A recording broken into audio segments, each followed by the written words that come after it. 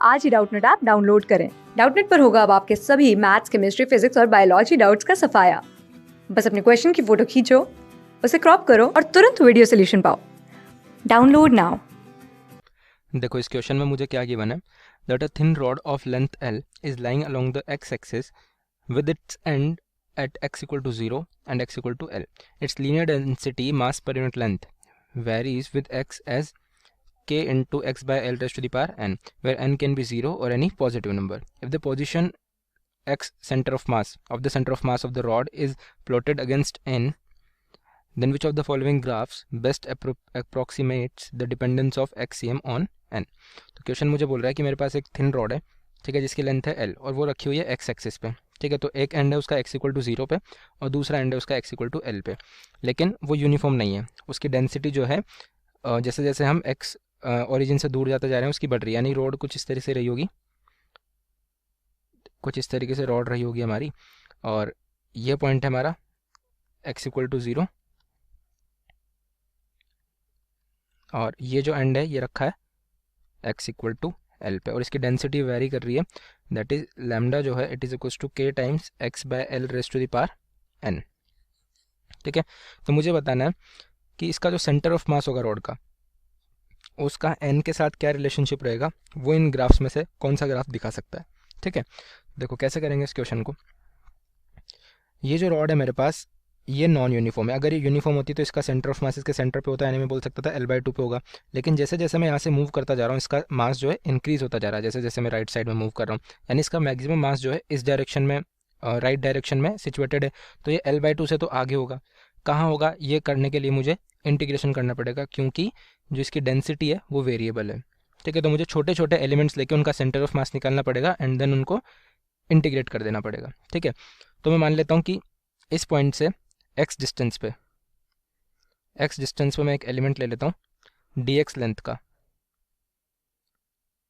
ठीक है। ये x डिस्टेंस है, x डिस्टेंस में मैंने dx लेंथ का एक एलिमेंट ले लिया, ठीक है। तो इसका सेंटर ऑफ मास कैसे लिख सकता हूँ मैं, x सेंटर ऑफ मास में लिख सकता हूँ इंटीग्रेशन ऑफ इसका मास कितना हो जाएगा लैम्डा इंटू dx, ठीक है, इंटू डिस्टेंस कितना है इसका x।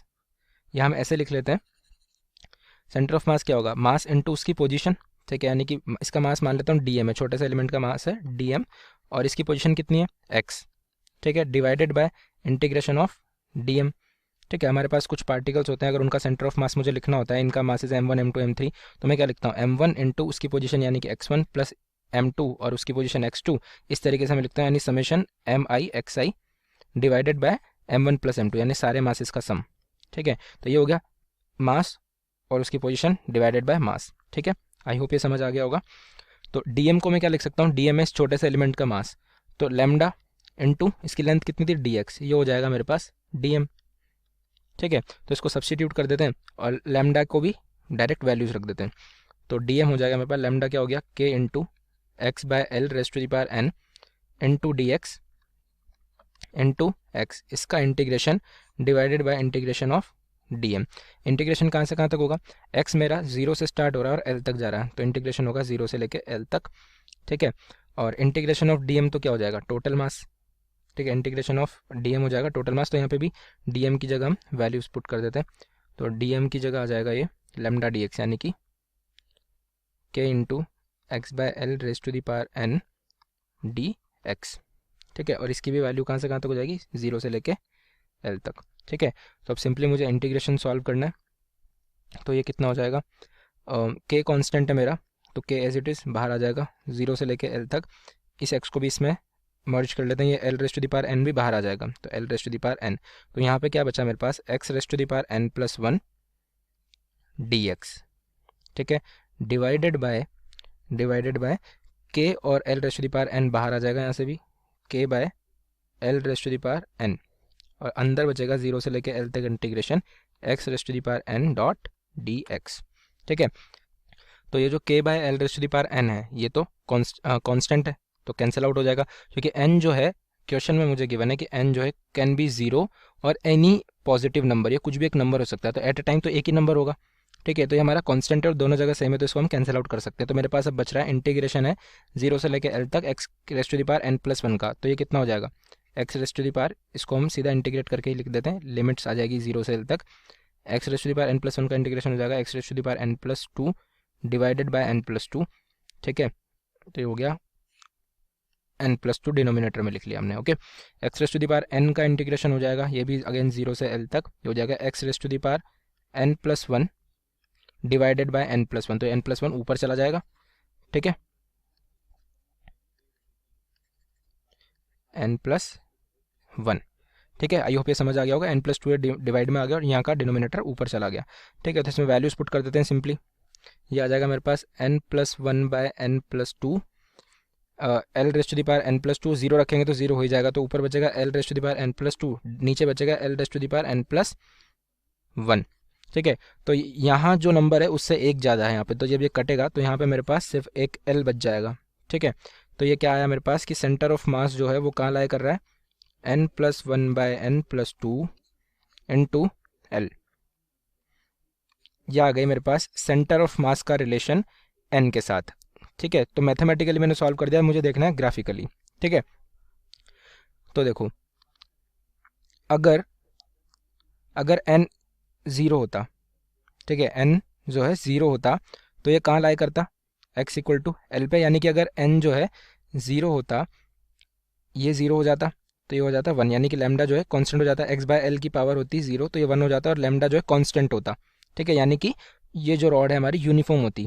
ठीक है, एक जैसी थिकनेस की होती, तो इसका जो सेंटर ऑफ मास होता वो सेंटर पे लाई करता है, यानी x इक्वल टू 0 से वो l/2 पे लाई करता। ठीक है, यानी कि n जब मैं 0 रख रहा हूँ, n जब 0 रख रहा हूँ तो ये l/2 पे आ रहा है। ठीक है, देख सकते हैं यहाँ पे 1/2l। ठीक है, बिल्कुल सही बात है, यानी हमने जो रिलेशन निकाला है वो सही है। तो अब चारों ग्राफ में से हम एलिमिनेट करना चालू करते हैं। मैं बोल रहा हूँ कि जब n इक्वल टू 0 होगा तो XCM जो है l/2 होगा। कौन से ग्राफ में मुझे ऐसा नहीं दे रखा है उसको मैं कैंसिल कर दूंगा। n इक्वल टू 0 पे l/2 है, बिल्कुल सही भाई, ये हो सकता है। n इक्वल टू 0 पे l है, ये तो पॉसिबल ही नहीं है। ठीक है, n इक्वल टू 0 पे l/2 है, ये भी हो सकता है, और इसमें भी l/2 है तो ये भी हो सकता है, यानी बस एक ही ऑप्शन कैंसिल हुआ है, तो हमें थोड़ी और कैलकुलेशन करनी पड़ेगी। ठीक है, तो यहाँ से वैल्यू रख के तो हम देख चुके हैं, अब हमें इसका स्लोप कैलकुलेट करना पड़ेगा। ठीक है, क्योंकि तीनों ग्राफ्स का स्लोप अलग अलग है। तो देखो, ये ऑप्शन भी हम डायरेक्टली कैंसिल कर सकते हैं, क्योंकि सेंटर ऑफ मास जो है n से बढ़ने पे कांस्टेंट है l/2 पे, लेकिन ऐसा तो पॉसिबल है नहीं, क्योंकि सेंटर ऑफ मास की वैल्यू जो है n से वेरी कर रही है। लेकिन ये तो बोल रहा है कि n चाहे कुछ भी हो, सेंटर ऑफ मास जो है l/2 पे रहेगा, ऐसा थोड़ी होगा, तो ये भी गलत हो गया। ठीक है, अब बचा ऑप्शन नंबर 1 और 4, तो अब हम इसका स्लोप निकाल लेते हैं। ठीक है, स्लोप निकालने के लिए क्या करना पड़ेगा, x और n में ग्राफ है तो स्लोप क्या होगा इसका स्लोप होगा dx/dn।